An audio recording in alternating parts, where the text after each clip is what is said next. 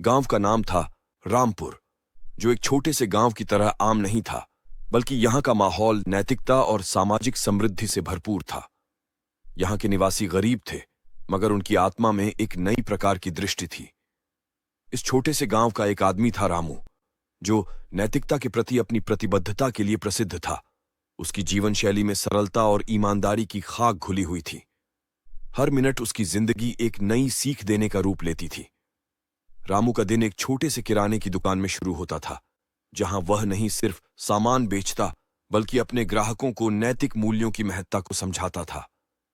हर बार जब कोई ग्राहक अधिक मांग करने की कोशिश करता, रामू उसे अपने सीधे रास्ते पर ले आता और कहता, धन से अधिक नैतिकता ही सबसे महत्वपूर्ण है।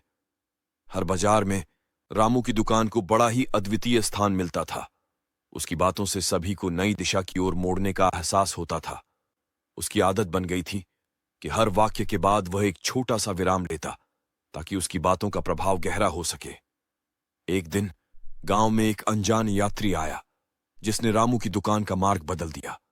यात्री ने रामू से पूछा, तुम्हारी नैतिकता का यह प्रभाव कैसे हो सकता है कि इतने छोटे से गांव में भी?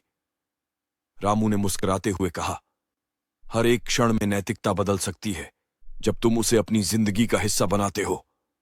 उस दिन से यात्री ने भी रामू की बातों से सीख ली। वह भी हर एक क्षण को महत्वपूर्ण मानने लगा और नैतिकता को अपने जीवन का मूल्यशील हिस्सा बनाने का संकल्प किया।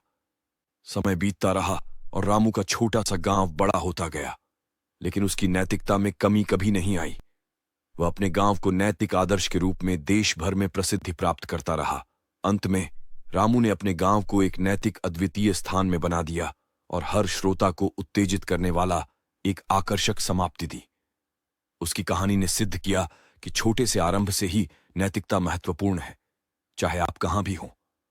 रामू की नैतिकता और जीवन दृष्टि की कहानी गांव के बाहर भी अग्रगण्य थी।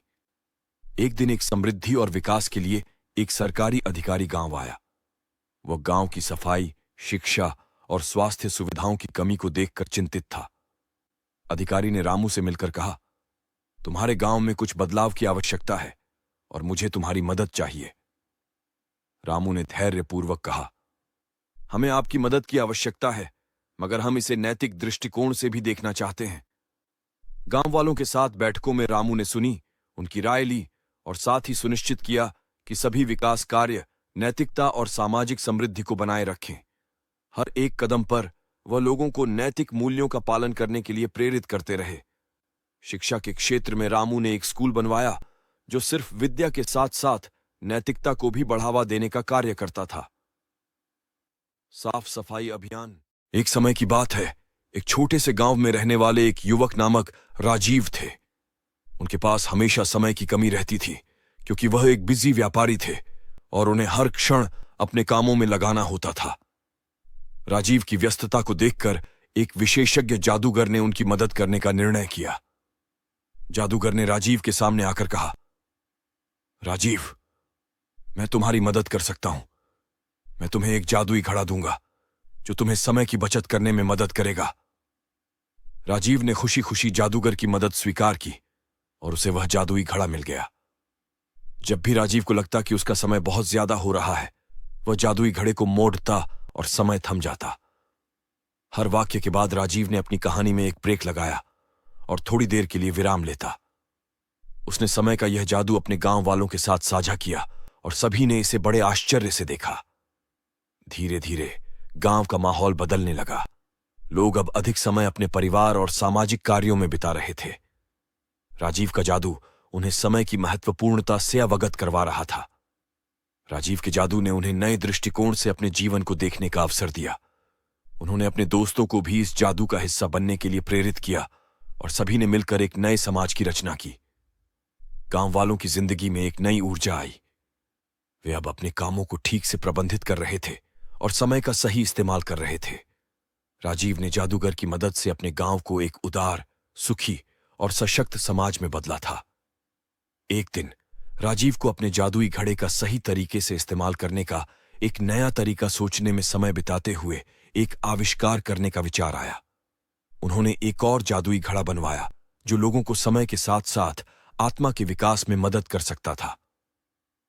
राजीव ने गांव वालों को इस नए जादुई घड़े का उपयोग करने की सीख दी, और वह भी विराम और ब्रेक के साथ। यह नया जादू उन्हें आत्मा की शांति, समर्थन और सकारात्मकता की ओर मोड़ने में मदद करता था। राजीव ने गांव वालों को इस नए जादुई घड़े का उपयोग करने की सीख दी, और वह भी विराम और ब्रेक के साथ। यह नया जादू उन्हें आत्मा की शांति, समर्थन और सकारात्मकता की ओर मोड़ने में मदद करता था। गांव का हर व्यक्ति अब एक नए दृष्टिकोण से जीवन को देख रहा था। लोग अपने आत्मा के संरूपण के माध्यम से अपने कामों में और भी सफल हो रहे थे।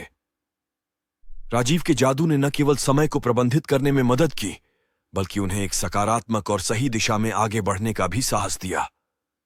उनकी अनोखी कहानी ने सभी को यह सिखाया कि समय का सही इस्तेमाल करने से ही असली सफलता मिलती है।